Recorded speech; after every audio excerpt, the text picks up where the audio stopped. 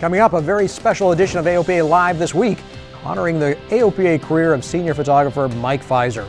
He'll take us down memory lane for the inside scoop on some of your and his favorite stories. That begins right after this. Now's your chance to take part in the You Can Fly Challenge. From now until the end of the year, your gift to the AOPA Foundation will be matched. The high school initiative provides aviation STEM curriculum for students across the country. Flight training helps schools and instructors deliver the kind of experiences that today's pilots demand. Flying Clubs helps to start new clubs and provides support so existing clubs can flourish and grow. Help build a stronger pilot community today by visiting aopafoundation.org/challenge to have your gift doubled. This is AOPA Live This Week with Tom Haynes and Alyssa Cobb. Welcome to a special edition of AOPA Live This Week. It's a bittersweet moment for us here on the media team. One of our most esteemed colleagues is retiring from the association after 33 years on staff. You probably know the name, Mike Fizer. You certainly know his work. Mike has been our senior photographer through the decades and has produced many of the iconic images and stories and our magazine covers. He also produces some of the long-form stories you see here on AOPA Live. His skillful eye and master craftsmanship have helped AOPA tell the story of general aviation for decades. Mike is moving on to focus on his photography business, but before he does, we want to look back at his career with AOPA. AOPA Live's Paul Harrop takes us back to the beginning.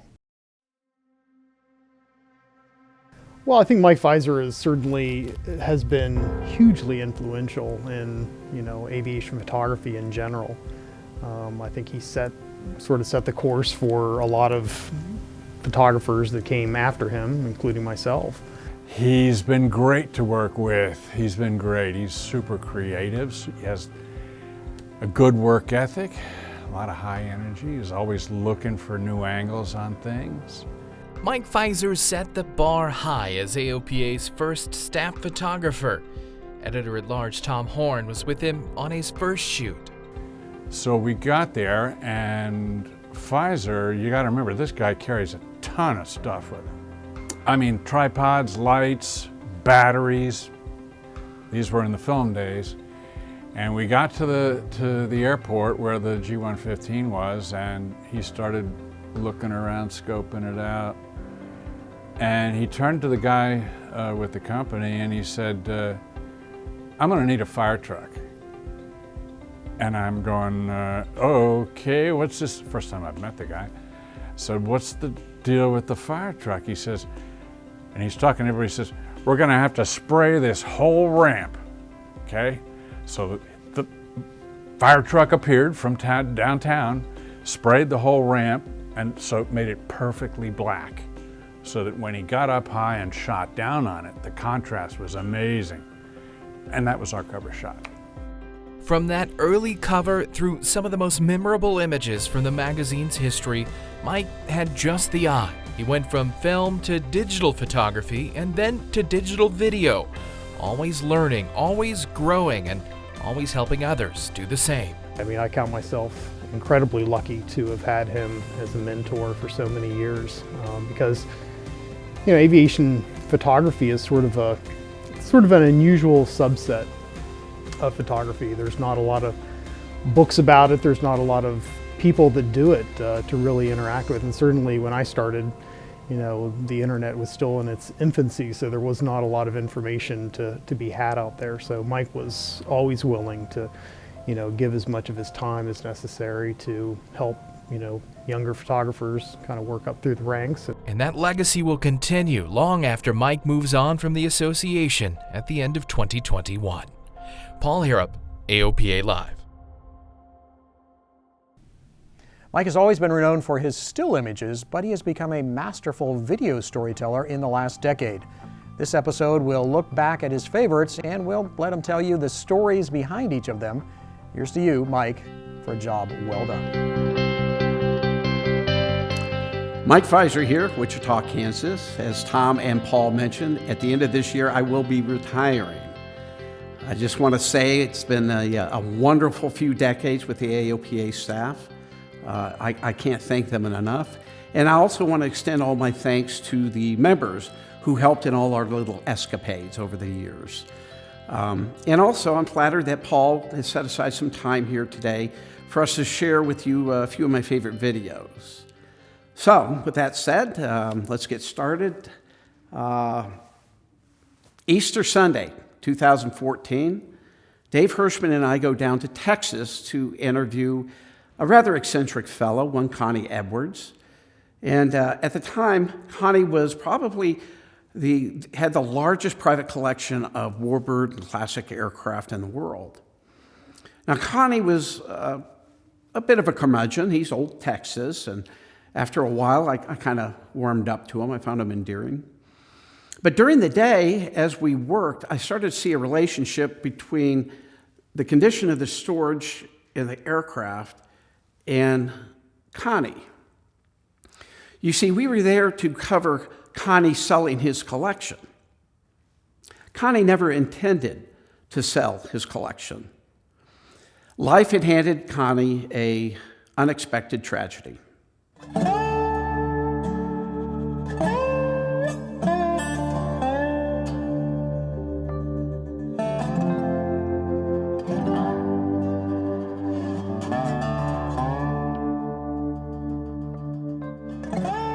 There's nothing else in the world like this here.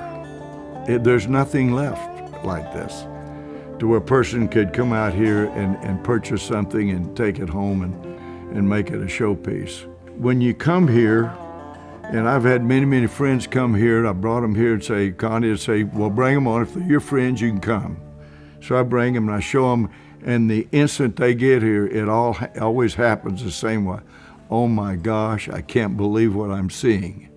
And everyone does it that comes, everyone. No one misses that part.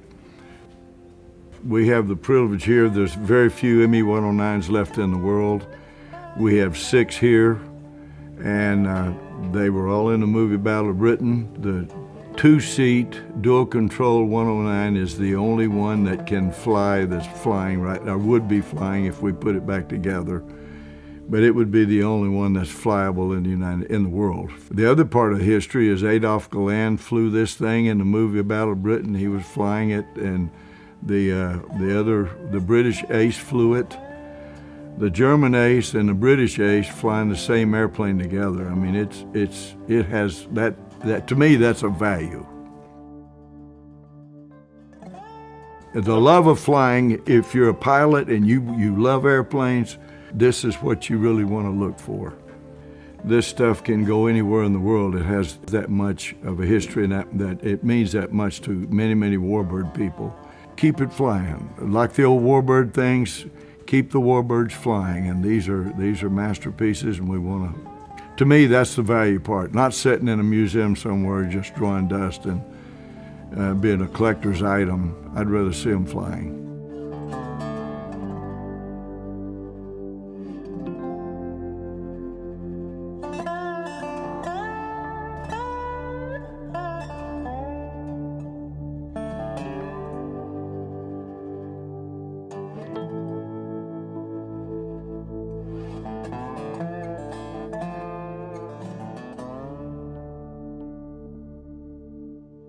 Well, I'm not a collector. I mean, I think they've collected me.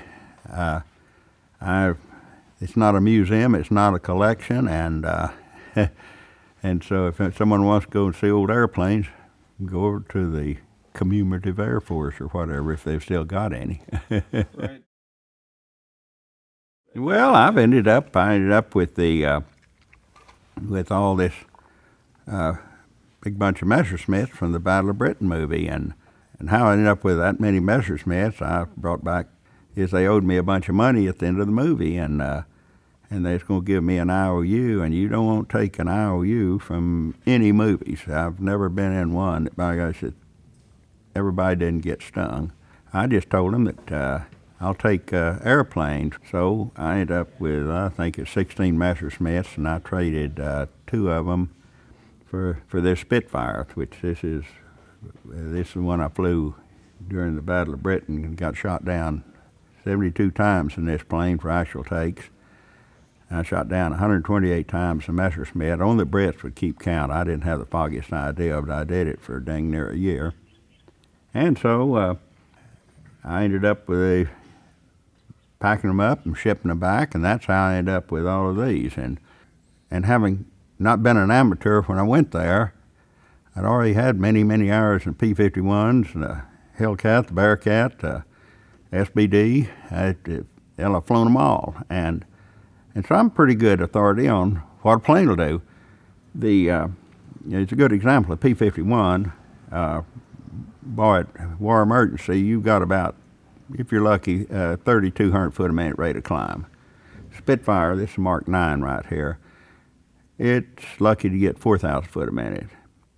Now this 109 over here with a derated engine will climb 5,800 foot a minute. The only thing P-51 will do that a Messerschmitt won't, it will go a lot further and it can catch in a dive.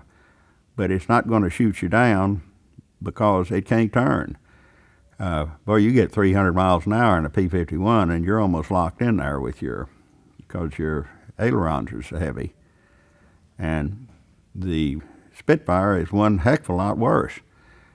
Given the same pilot, same experience in a Spitfire or a P-51, the Messerschmitt is head and shoulders over it.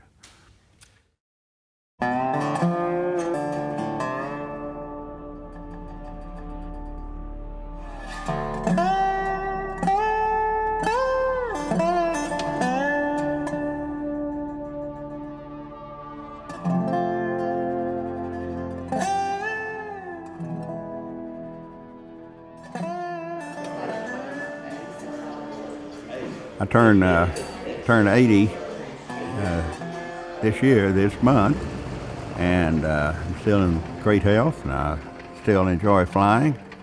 But at 80 years old, I lost my son tragically last year, and he was an absolute superb aviator. Everyone knew him. His name was Tex Edwards, and he was, of all things, killed in a highway accident, and he was probably one of the most qualified pilots in the U.S., maybe the world. And he was 41. And so consequently, I've got a 6.5-year-old grandson and almost a 2-year-old granddaughter. And so consequently, there's nobody else around here to, for all this stuff to go to. So yeah, but someone don't need to come down here and think they're going to get a bargain. That's what I'm saying. I don't need these bargain hunters.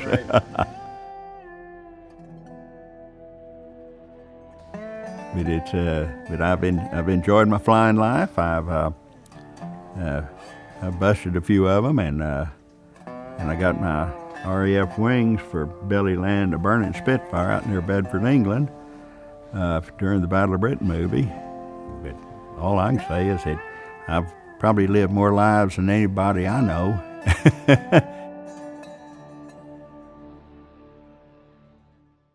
Okay, earlier this year, Colin Stagnito and I headed for Quincy, Illinois, to visit a fellow who had been working quite a few years on a restoration. After we walked into this cluttered hangar and a brief conversation, I quickly realized that Dennis Osmond was going to make for a great video. Now, Dennis's demeanor is quite calm, but it can't hide the obvious passion he has for this aircraft. And this is what I love so much about these kind of videos, because there's lots of Dennis Osmonds out there that deserve to have their stories told.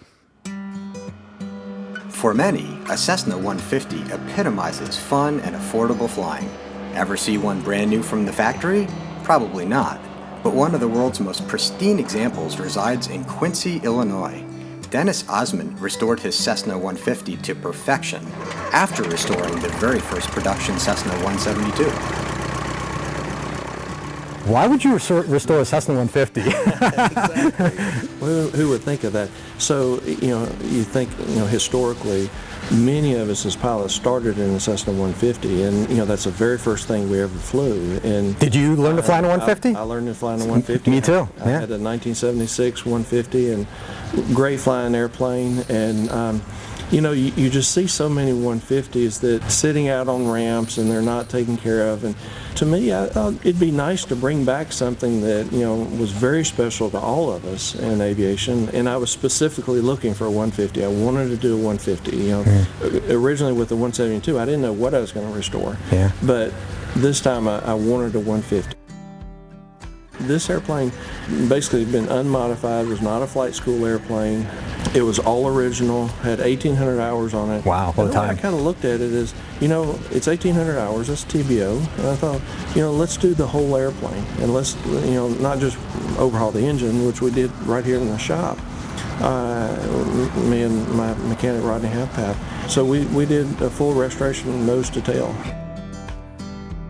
So one of the ways that you have to try to figure out, you know, really what was original is I go back to the original sales pamphlets that Cessna would put out, and you can go through and see different details like different colors are available. The instrument panel gives detail of exactly what everything looked like when you picked it up from the dealer, you know, in 1968.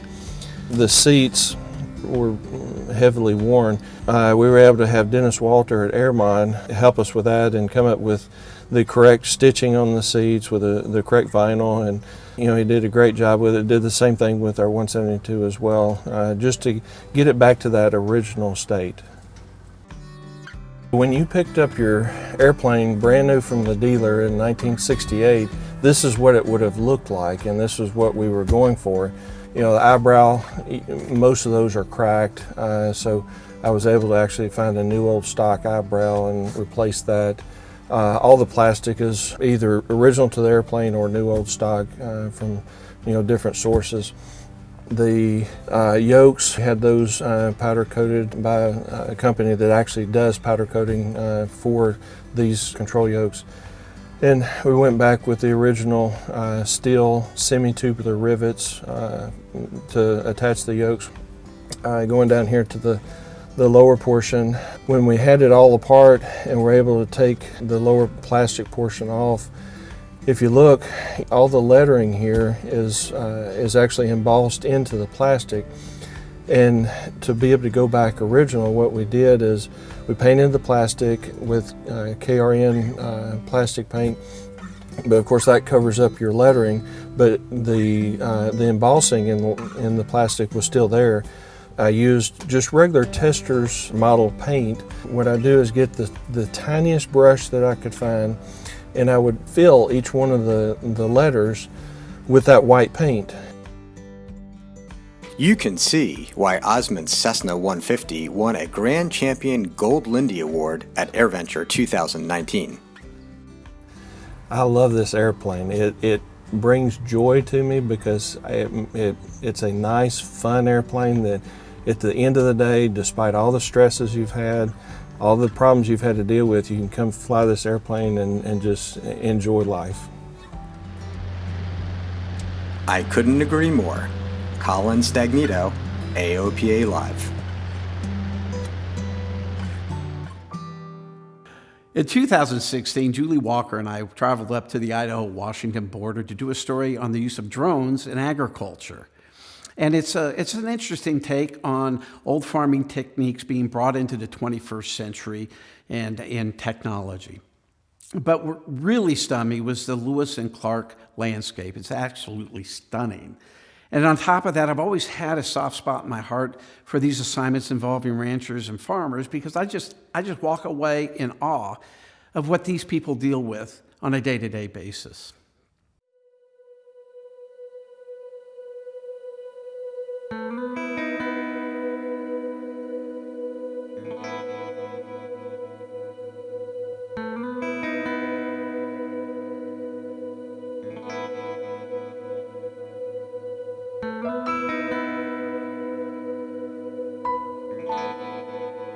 I am Robert Shefflin.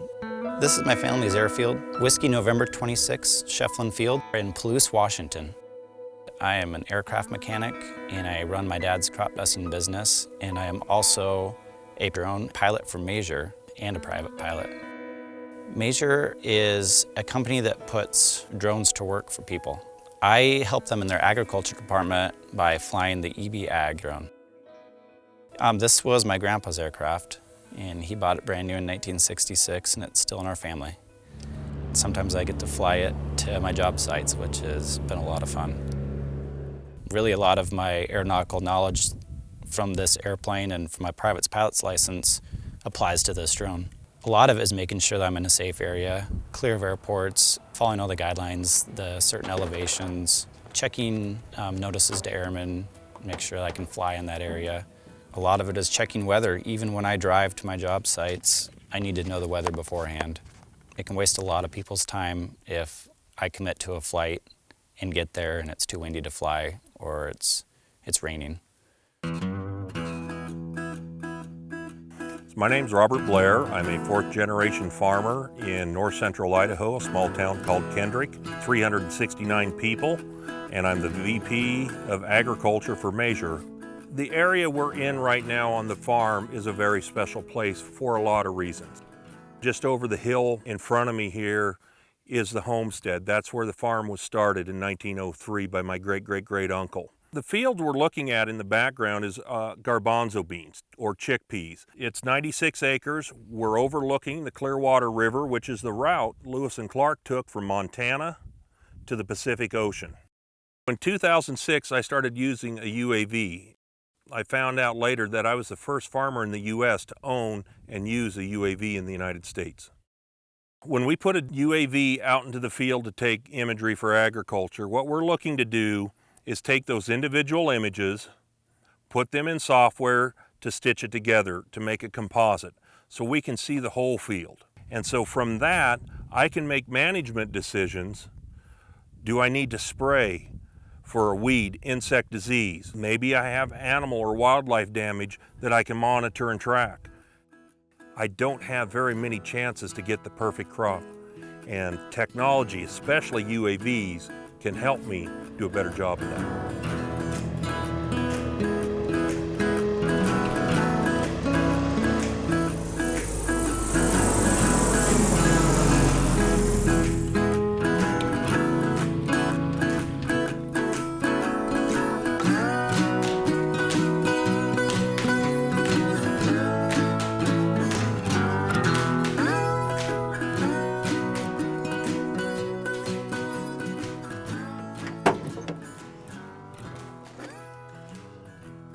So yeah, this should be a pretty easy flight. The weather's nice today, not much wind. Thanks for that. Okay, going to install camera and battery.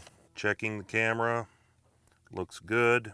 I just love how they make these connectors for farmer fingers. The mission today is flying over garbs about 96 acres, looking for animal damage.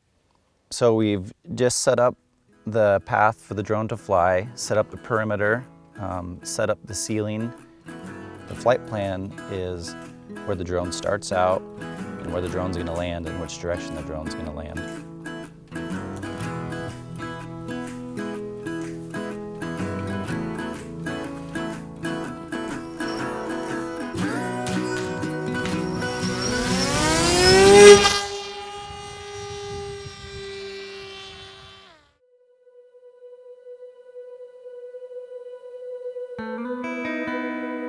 I look at my grandfather, I'm trying to answer the same questions he was 70 years ago. And that's how can we better our soils and better our productivity. Drones are transformative technology. We've had that in agriculture throughout history. John Deere's plow, McCormick's reaper, Eli Whitney's cotton gin. They all help transform agriculture through their technology advancements.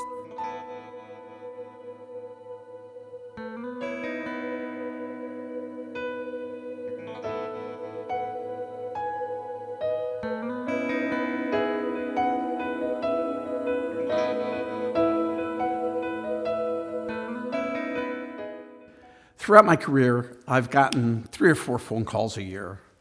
And it's always the same. It's Mike, hey, you want to go shoot a DC-3? Or Mike, let's go shoot a P-51. You want? Well, of course. And the guy on the end of the line is Barry Schiff. Barry Schiff has this ability to finagle all these beautifully restored aircraft. And in this next video on the PBY, I love it so much because, especially on Warbirds, it gives me an opportunity to reintroduce these aircraft, the mission, and the people who flew them to younger generations. And that requires locating archive footage, which is a bit of a chore.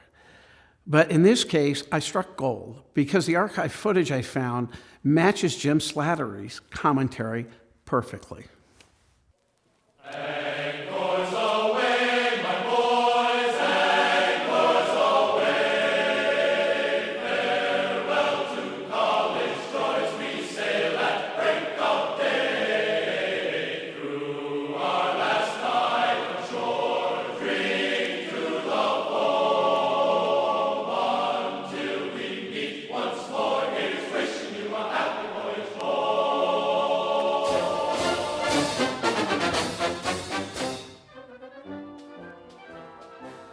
The Consolidated PBY was a key element in winning the Pacific War against Japan. Jim Slattery, a devoted student of World War II and founder of the Greatest Generation Naval Museum in San Diego, knew that his collection of U.S. Navy aircraft would not be complete without one. He found this PBY in South Africa, where he had the aircraft undergo a meticulous and lengthy restoration.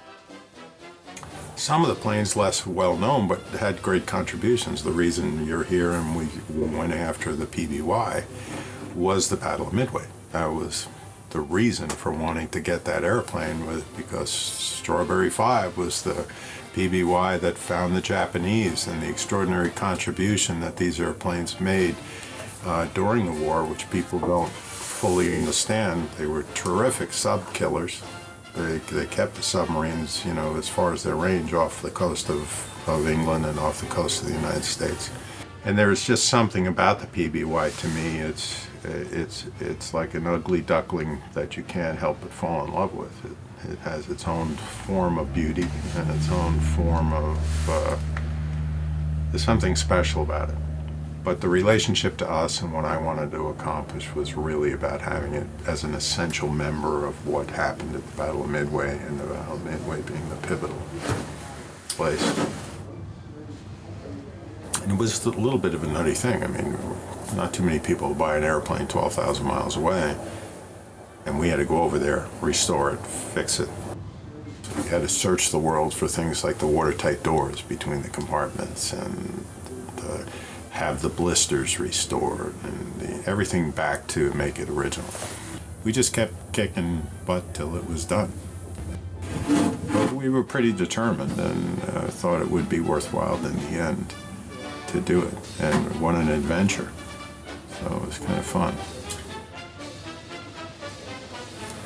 And the PBY was an interesting aircraft, and it didn't have floors. And it had a 10-man crew. It had catwalks. And in the section that we're in right now, we would have our radio operator and navigator. So the plane had a pilot, a co-pilot. They had an interesting theory then. They didn't want the pilots to have any gauges that would distract them. They wanted their eyes outside, because that was their job. So this plane also had one of the first flight engineers, and he sat in a little seat up in the pylon up there. And he controlled all the engines, he read the gauges, he did everything that wasn't essential to flying. So this was really a VFR flying plane. This was a seat of the pants, look out the window airplane. Was designed to be that, because those guys had to stay out there and find those kids in the water or find the enemy. And because they went out on great long trips, they also had a cook. Had a little kitchen to keep everybody fed and happy. A couple of guys in them who manned machine guns, guys who did the actual recoveries and spotting. And so all in all, they had 10 men with a series of watertight compartments. It's built like a submarine, so that if you punctured one or had a wounded one and had to land, you didn't flood the entire thing. We play with the airplane and riverbeds and lakes and pretty calm situations. These guys were putting these airplanes into 10-foot seas and getting out again in combat conditions. Extraordinary group of young men. that did that. Oh, blow the man down, bullies, blow the man down. Give me way, blow the man down. Blow the man down, bullies, blow him away. Give me some time to blow the man down. We would open the bar on the 13th of May. Blow the man down. To board a PBY, you climb a short ladder, step through the left blister, walk up the catwalk, and go headfirst through the forward hatch into the cockpit. An unusual aspect of the cockpit is that the throttles and engine controls are on the ceiling.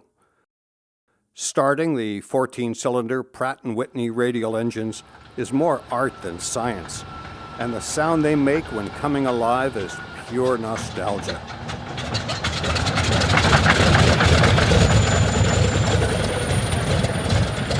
The airplane does not have nose-wheel steering. You have to use differential braking to maintain directional control while taxiing. Steering during the takeoff roll is done by walking the throttles until the rudder becomes effective.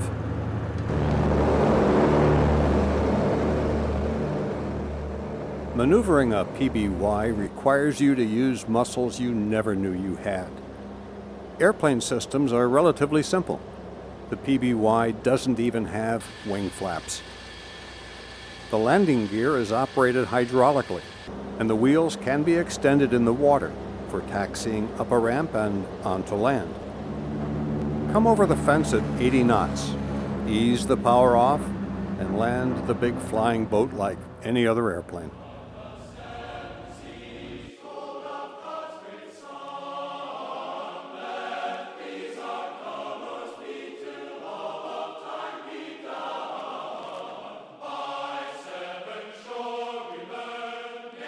Flying a PBY is like soaring slowly and romantically across the pages of history.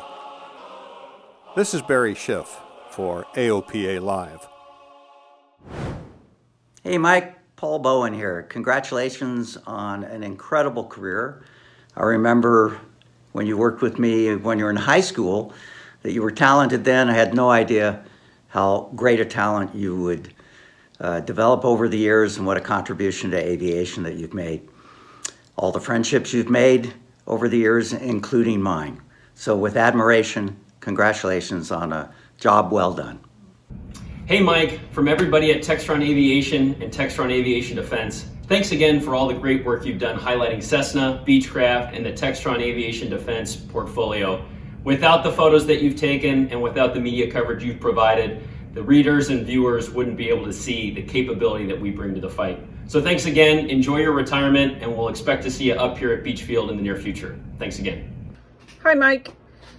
We both know if we try to do this perfectly, it will take 80 different takes. So I will just take a minute to wish you congratulations on your retirement, and we look forward to working with you for many years to come. Congratulations, dear. Mike, thank you so much for always being the consummate storyteller, for featuring Textron Aviation Defense people and products so beautifully. I'm thrilled that I got to move to Kansas because I got to meet you. Mike, all of us at Pilatus Aircraft wish you congratulations on your retirement from AOPA. I've always said when it comes to publications, content is king, and your photography is the king of content. It really has inspired thousands of people around the world to get into aviation, to enjoy flying, and experience some of the wonderful things that we have shared together. Your photography is a huge part of that, and we hope in your retirement we'll still be able to fly with you and do some neat photo shoots in the future. Like March in the Bahamas with the PC-24. Congratulations, Mike. Thank you. Of all the AOPA assignments, turbine aircraft, jets in particular, are the most demanding. And since its inception, turbine pilot has been Tom Horn's responsibility for procuring aircraft for these assignments. It's a major issue. It's hard. We may only have 4 or 5 hours with the aircraft.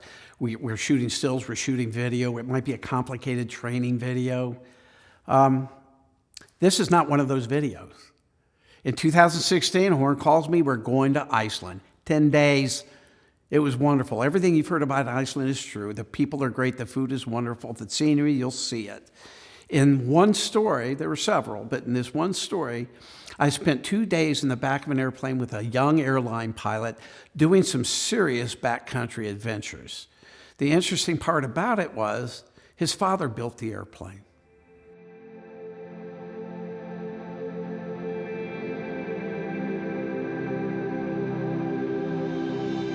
Think of it, flying where the unusual is commonplace and where the scenery constantly inspires. There are centuries-old lava fields, braided streams made of glacial meltwater, and high-altitude lakes within ancient craters. That's flying in Iceland. It's a type of flying known intimately by Arnar Thor Emilsson. I love hiking, climbing, being out in the nature. And this is for me just one part of it.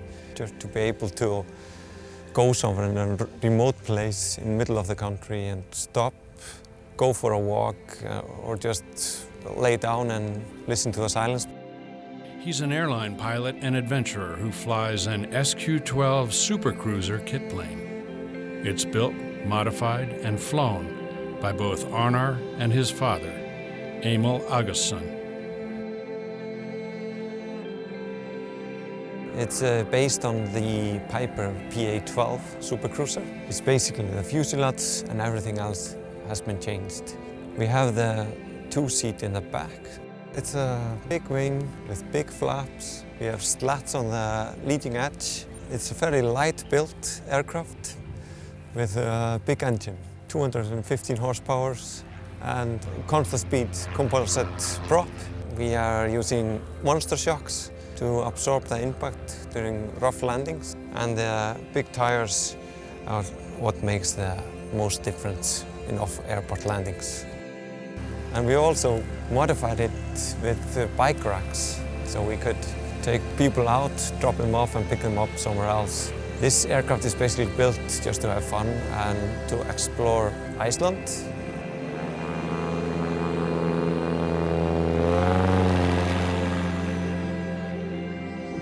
Even though I've been flying Super Cubs for quite a while now, this is a totally different aircraft. It takes a while just to learn into the new characteristics, new approaches, and to fly with the slats. That's a totally different thing. Usually, if I'm going really short, I'm doing a 3-point landing or tail wheel first landing. Then I'm behind the power curve on the last section of the approach.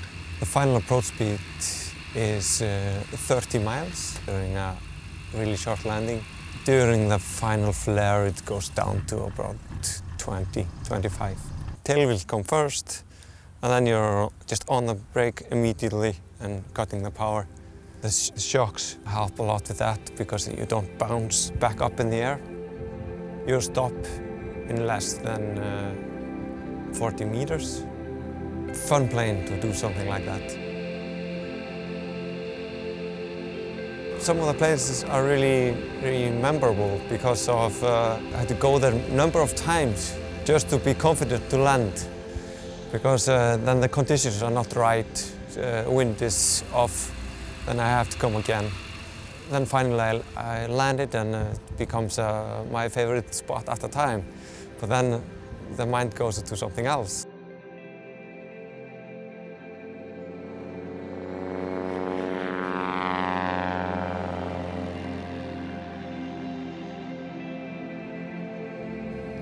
Arnar knows Iceland's wild geography like few others. It's a stunningly varied landscape, molded by volcanoes, topped by glaciers, even in midsummer, and adorned by waterfalls, black sand beaches, and geysers.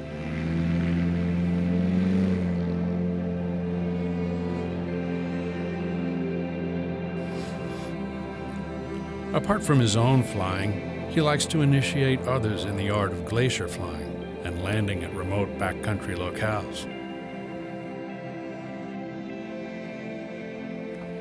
Here, he watches as Thomas Jenk makes his first glacier landing. Jenk came all the way from Denmark to fly here and set new milestones.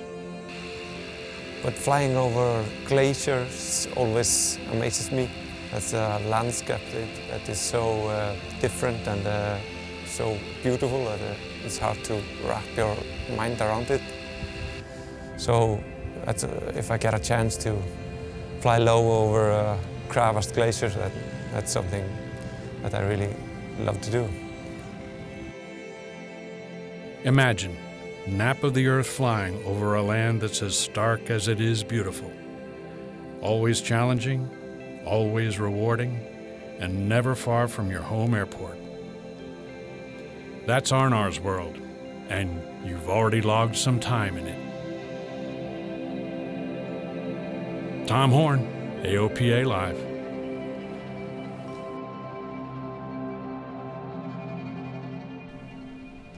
There's plenty more stories to come. Stick around as AOPA Live this week honors the career of Mike Fizer. Do you want to own the best Navajo in the whole world? I'm Kevin Tracy from Twin Air Aviation, and I'm proud to represent a Mike Jones Lock and Key Navajo that's been refurbished from the nose to the tail to better the new condition. For more information, go to twinairaviation.com. This next video is very personal for me. Okay, it's happening. I can't get through it.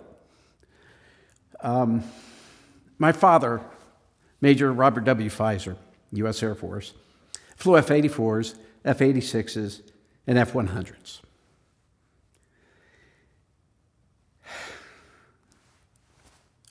You'll understand when you see it. You can read about this, and you can see videos of it, and you can talk to people that have done it.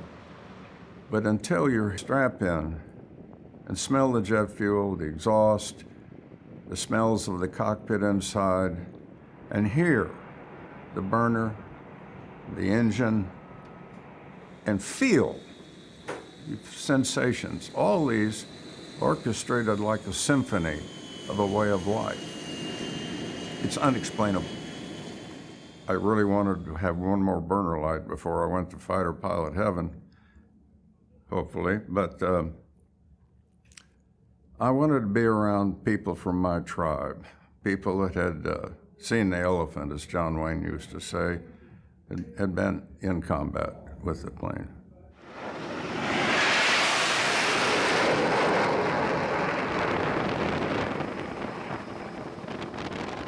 The Super Sabre Society was formed back in 2006, and we're a fraternal organization of about 1,400 former F-100 pilots. Airplane itself is initially most famous because it was the first aircraft that could go supersonic, straight and level. But what I like to describe the F-100 as the apogee of its career was a 7-year period that it flew in Vietnam. Primarily during that 7-year period, it was flown in South Vietnam with a primary mission and close air support for the ground troops. What does it mean to be an F-100 pilot? If you walk into a place where people know aviation, they know that that was the trickiest airplane in the Air Force to fly. And if you pull back in that airplane and don't hit rudder and just aileron, you will wind up upside down, just like doing a saber dance. It'll tell you how tricky the F-100 can be.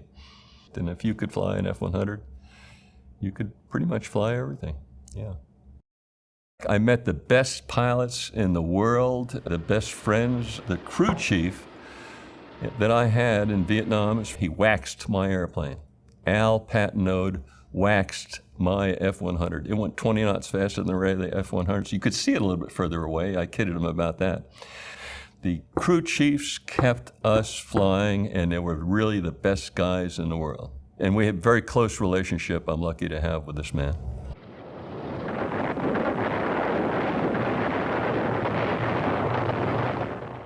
I was there a month, and rockets started hitting the base. It was the beginning of Tet.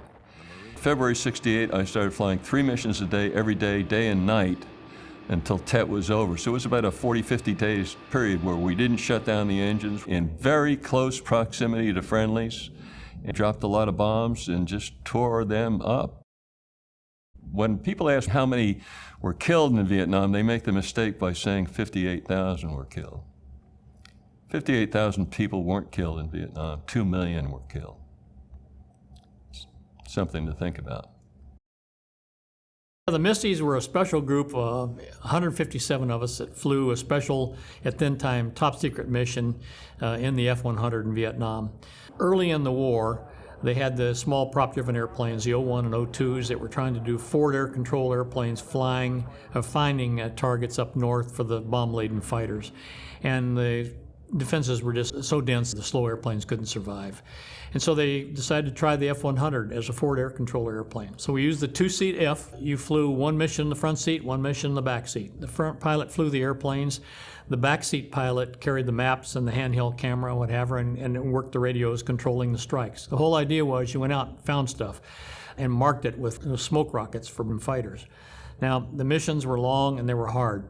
We flew at low level to find the targets, and the missions were 4 to 6 hours, refueling 2 or 3 times. We had a high loss rate. About 28% of the pilots got shot down, some of them twice, as a matter of fact. Flying in SAM and AAA environments, we had no chaff, no flare, no ECM pods, no tactics, no knowledge, and what have you. I mean, we were out there by ourselves, alone, way out of radio contact with anybody, and we would lose a guy and then spend 2 or 3 days looking for him and never found him, you know. I'm struck by how far we have come. We had more fun in the old Air Force. We left more brain cells on the barroom floors around the world, but we can't hold a candle to today's Air Force. They can do everything we wish we could. They can find targets, they can hit them day or night, all kinds of weather. They can survive with ECM, with all type of stuff. All we could do is go out and rely on our skill and our courage. Tough war and tough times because we didn't have the right equipment. Now we've got it. Vietnam, I figured it was my war. It was the F-100's war. I dearly loved flying the F-100. I learned much about it by just practicing. I got through all of its disabilities, the things that would go wrong with the airplane. I had a lot of incidents with the airplane, and I learned to fly it, as some people say, with your first 2 index fingers and your thumb. Because the F-100 was not a stable lady. You take your hands off it and she would wander. Couldn't just trim it up and let it go because it wouldn't stay there. You had to constantly control that airplane. You had to fly it. When I got into the airplane, I always felt like I was climbing on top of a bull. I'd lower myself down into the cockpit and buckle everything up. But the mission didn't start until I got kicked in the butt by that afterburner. And I loved that afterburner, and I loved that airplane. We experienced the incommunicable experience of war. We felt, and we still feel, the passion of life to its top. In our youth, our hearts was touched with fire. To be in that tribe is good enough for me.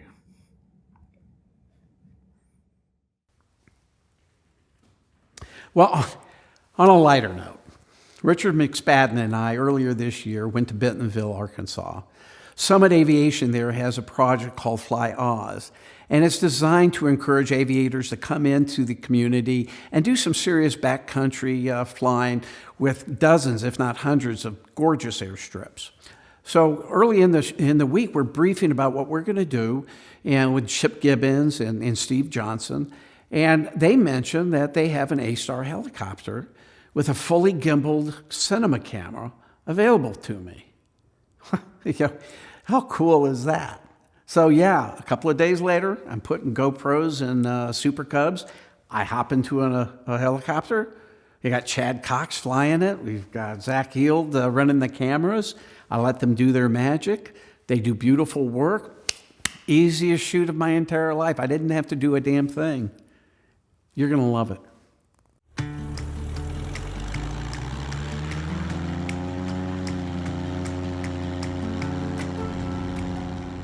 Steve, talk me through these approaches when you come into the backcountry here. What do you like to fly like on downwind, base, and so forth, speed-wise? What are you thinking about? Well, I'm usually not thinking, I'm just doing. You know, I pulled on a notch of flaps right now to slow things down a little bit.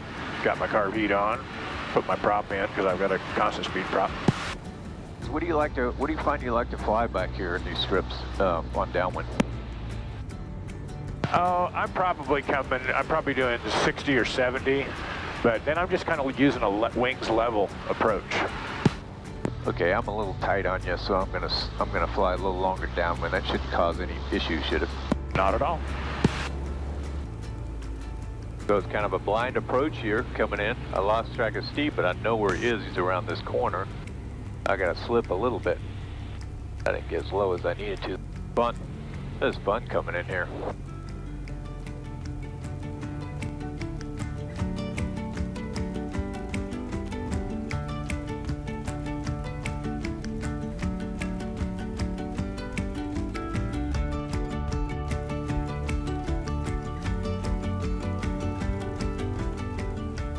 Man, that is just so much fun. That is so much fun.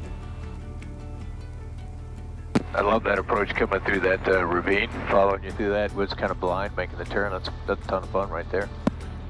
Yeah, but you know, and then it looks like you'd have a challenging runway after that, but it's just a really neat approach to a runway anybody can land on, which is what's really cool about it. Well, Steve, talk us through what do you like to do takeoff-wise here in the backcountry? I mean, you got a long 3,000-foot strip, low density altitude. So, what are you thinking on this takeoff? Do you like to use a little bit of lift flaps? Do you go no flap on this? Given the fact that the winds are a little bit squirrely, I'm going to shoot for more airspeed. So I may choose not to use flaps on this takeoff. There's plenty of runway to take off from here. You know, one consideration might be a back taxi just to not be too noisy over the other end of the runway.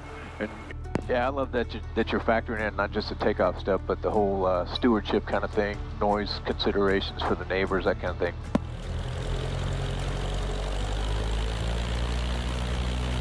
Steve, what kind of spacing on takeoff roll do you guys usually take when you're doing these kind of formation type stuff? I like to leave a little bit of angle, thinking about where the wind is coming from. I mean, if Super Cup puts off a pretty good chunk of wake turbulence, and you can get knocked around pretty good, especially if you're in too tight. So, you know, I like to leave 500 feet, 750 feet for me.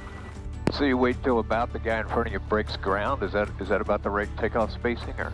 Yep, generally speaking, or maybe even a little more, you know, is up when he's 50 feet off the ground or something like that.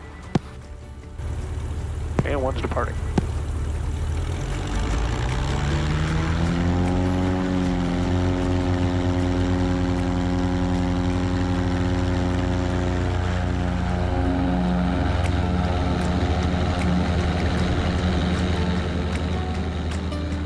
There's a little knock around there, fellas. Just watch it when you're taking off.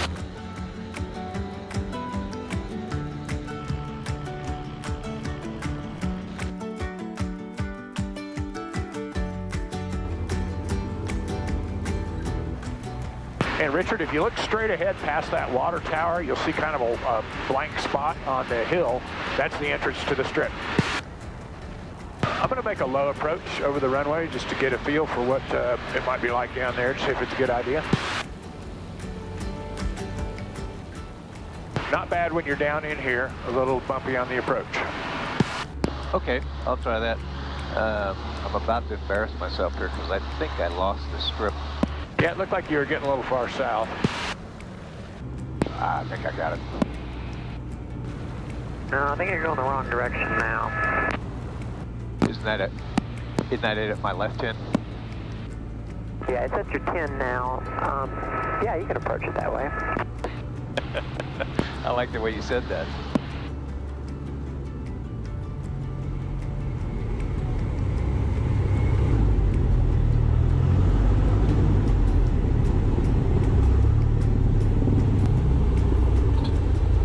I got you inside, Lucas. Copy. Well done, Richard. Thank you, sir.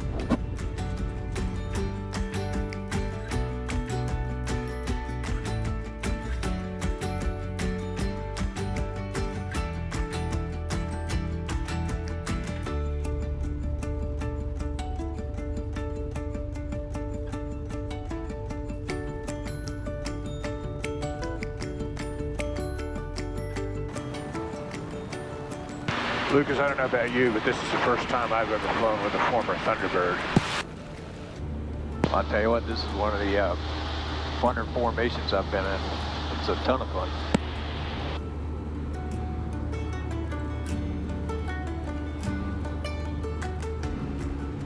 And obviously, just looking at it, it's good go-around options either direction. We're going to lose some of this wind below these trees, I suspect. Decent crosswind and some gusts down here, so just stay sharp. I'm getting kicked around pretty good. I got a pretty good cross here on final.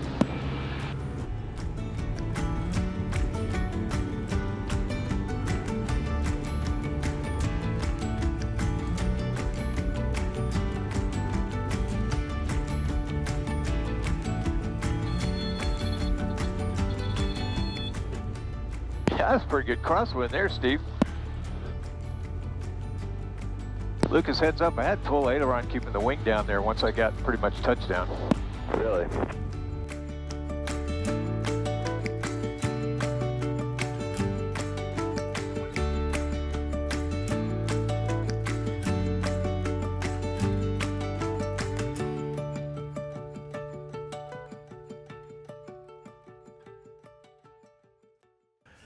Well, here we go again. Hey, Mike, you want to go shoot a T-33? Well, Barry and I are off to Santa Fe, New Mexico to visit Jet Warbird Training. They've got a T-33 done up in beautiful Thunderbird colors. So back in the day, if you were a young cadet based in the Southwest and you needed to get some T-33 cross-country, where would you go? Vegas, man. America's first operational jet fighter was the Lockheed F-80 Shooting Star. One early problem, though, was that pilots had a tough time learning to fly the jet, and it soon became obvious that the Air Force needed a jet trainer. This was cleverly accomplished by simply stretching the F-80 into a two-place airplane called the T-33. The Lockheed T-33 was America's first jet trainer, and the pilots loved it. They called it the T-Bird, and they were the original jet setters. Cross-country flights invariably wound up at Nellis Air Force Base near Las Vegas, Nevada, to pick up a Sinatra show at the Sands Hotel.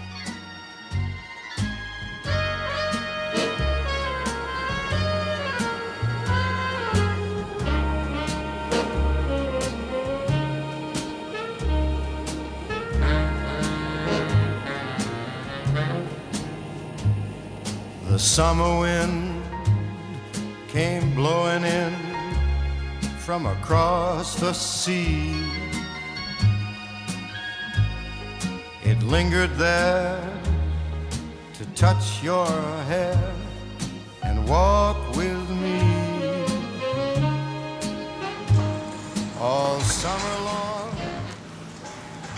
Well, the kind of pilot that comes to Jet Warbird training is everyone from a private pilot to a commercial pilot to an ATP, military pilots, ex-military pilots, usually someone that's wealthy, that's thinking about buying an airplane or that needs a rating, and sometimes people that are poor that are just looking to have a good time. Today's pilots think that the T-33 is more of a handful than what they're used to. They're amazed at the fact that there's no automation in the airplane, that everything is antique, that you have to be careful of temperatures, operating temperatures, and that you're basically flying the airplane VFR. Santa Fe, New Mexico is at 6,300 feet. Our runway is 8,300 feet. In the summertime, we get a density altitude of about 9,500 feet. We use a lot of runway for takeoff. We use a lot of runway for landing, particularly in the summer. And touch and goes require that you touch down at a certain place so that we can spool up and go. The spool up time is slow. It's not a great performer because of old-style turbojet engine.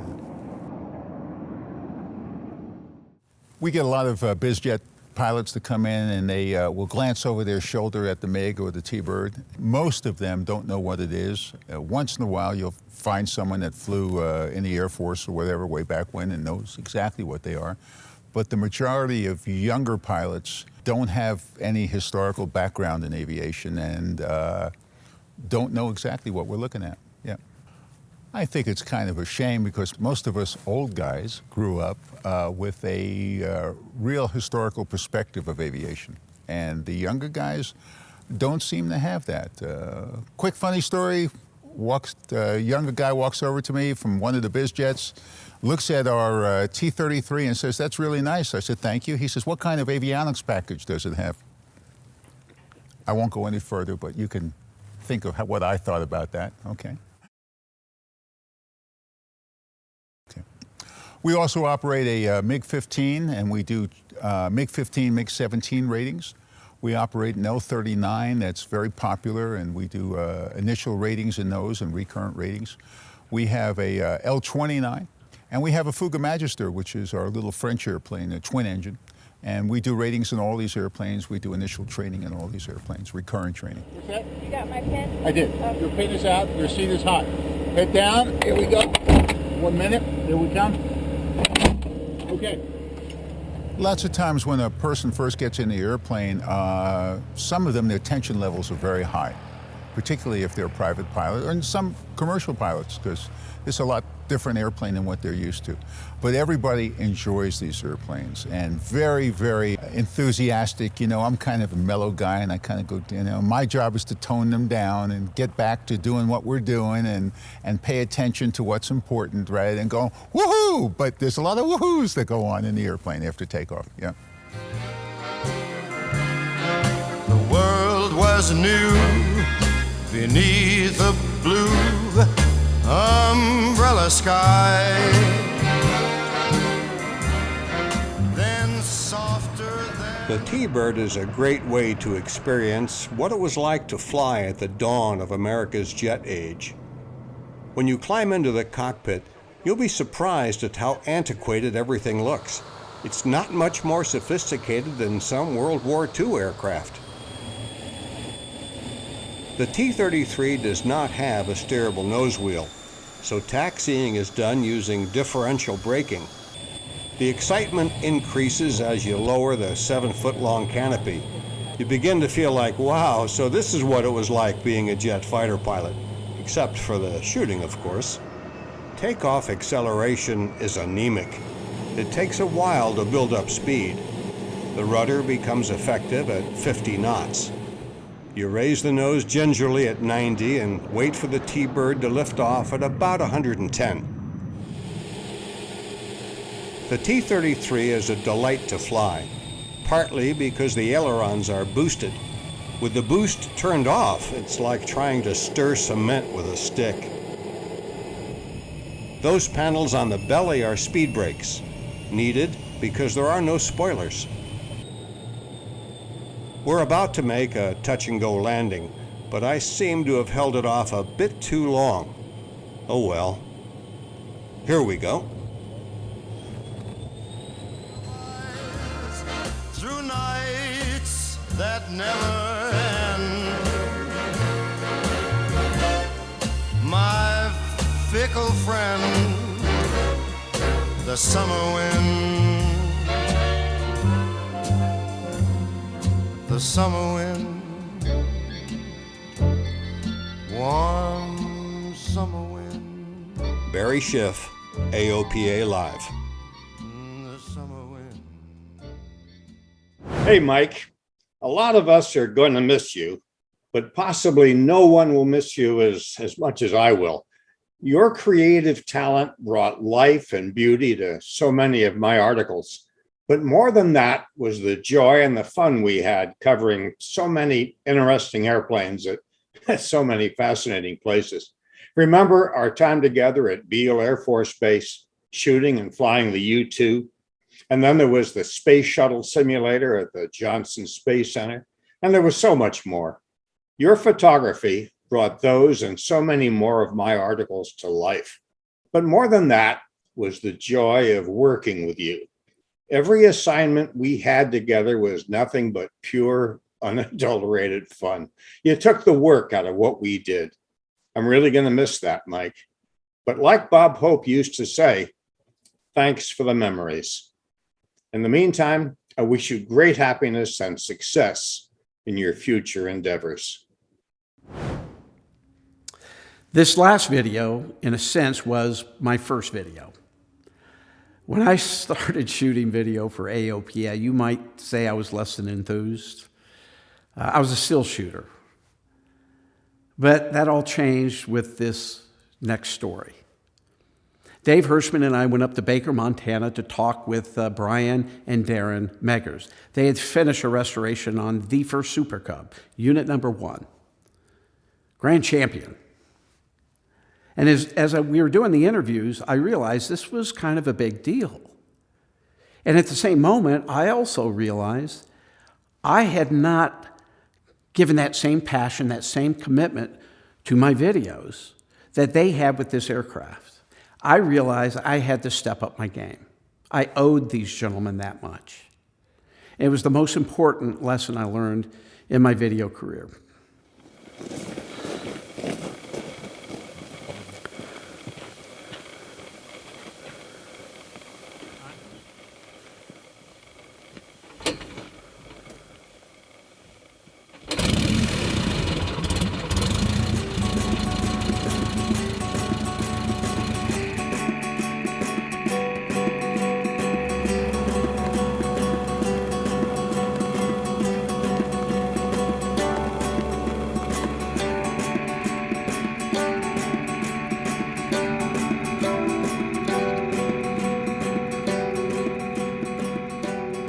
My mom went into labor. We lived on a rural farm in North Dakota, and my dad loaded her into a PA-11 Piper Cub and flew us to the hospital when I was born. They'd had some snow on the ground and the roads weren't very good, and at that time there wasn't a lot of snow removal equipment available, and so the airplane was the quickest way to town. So my first flight was before I was even born.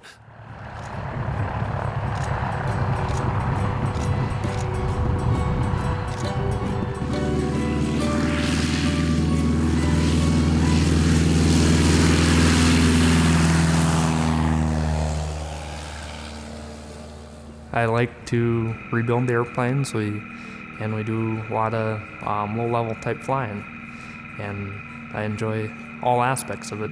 Get out and fly, and on the cold, nasty winter day, you can come in here and build a wing on a Cub or something. And I just have the passion for aviation. I know I could go do other things, but I've grown up around it my whole life, and I don't want to get out of it.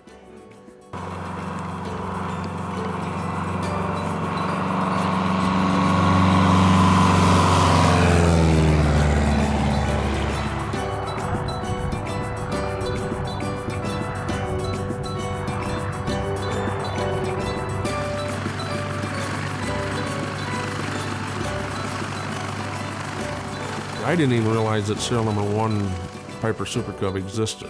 Well, one day Kelly out of the blue calls me. We had a rebuilt Super Cub that we had for sale, and he said, "I'd like to talk to you about your Super Cub you got for sale." So we told him, and he said, "Yeah, it's a nice airplane. We'd like to."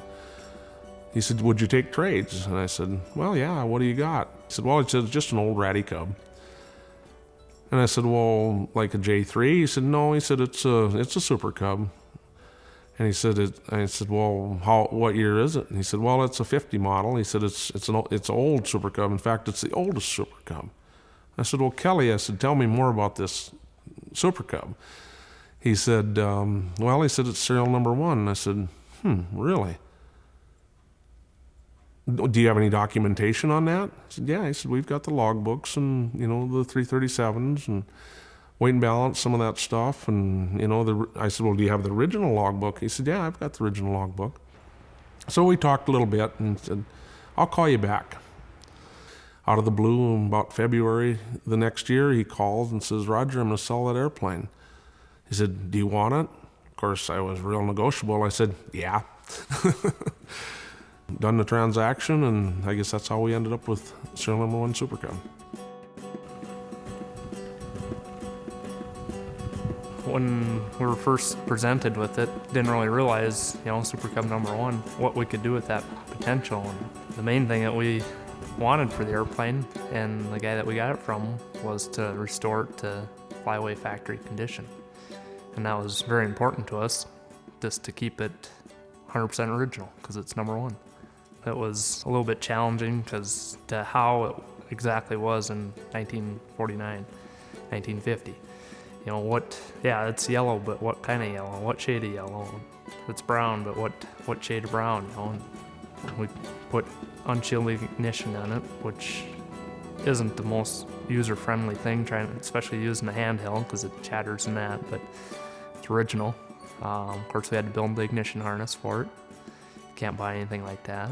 That originally had the smooth tread tires. We wanted that again, so we found out a way to have brand new smooth tread tires. Even like the tail wheel. It doesn't work all that great. It's just a steerable tail wheel. You can't make full pivot turns and you gotta carry it backwards into the hangar, but oh well, it's original.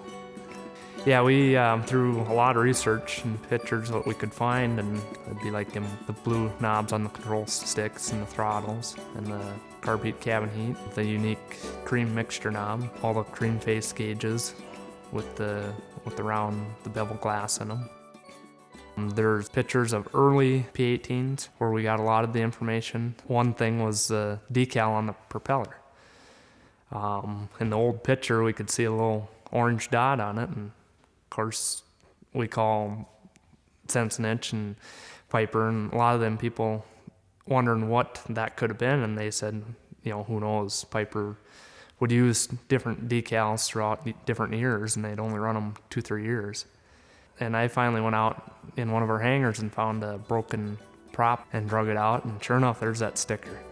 We took a picture of it and had that decal reproduced, and then ended up with that sticker, so it's just like the picture.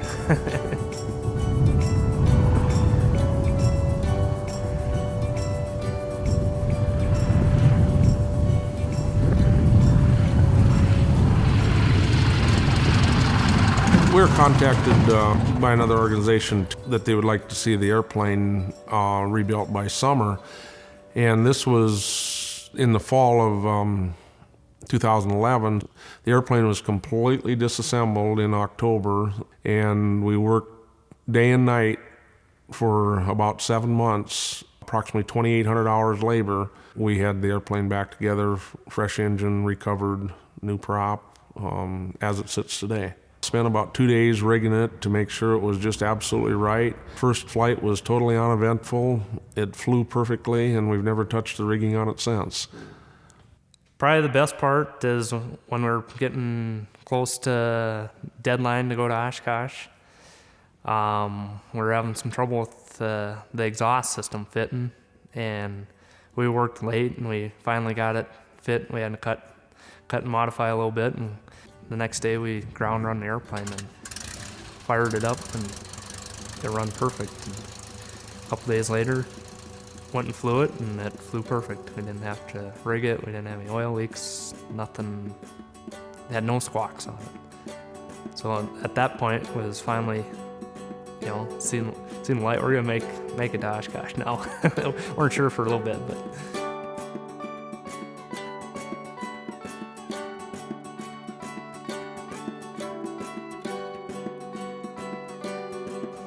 I believe it says home of the world's most beautiful Super Cubs.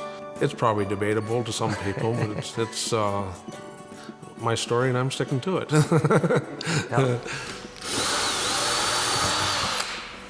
Darren and I worked together since he was crawling around on the floor out here in diapers.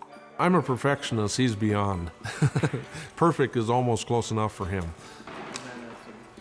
Well, I guess, like, I'll call the shots, he'll argue with me, and then we do it his way.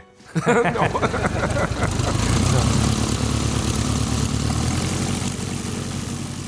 know, the chance and the wherewithal to be able to purchase the aircraft and restore it to the like-new condition, and then just the total satisfaction of it to see it fly away just like it did in 1949. And, you know, it means a lot when somebody says, you did a nice job.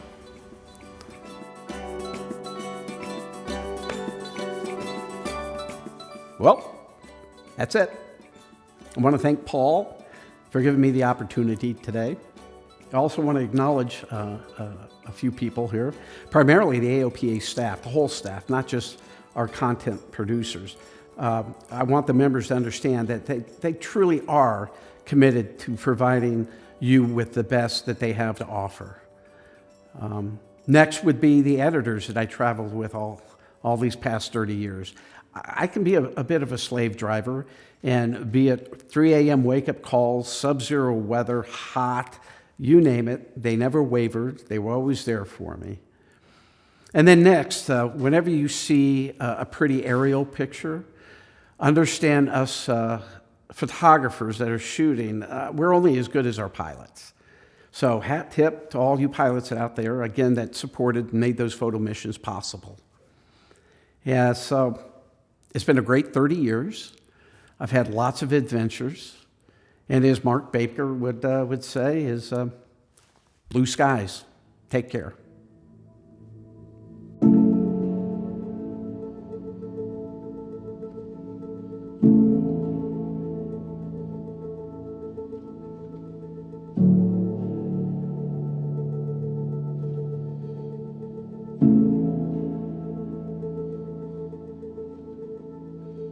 No need to worry.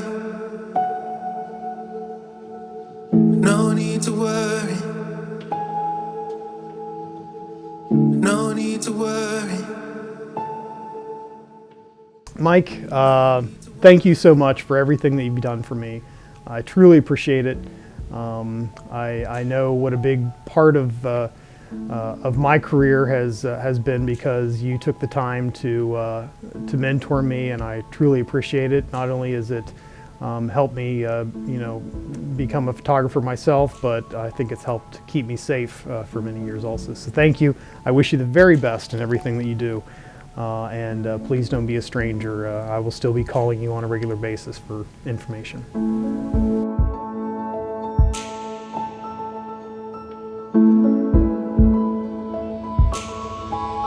No need to worry.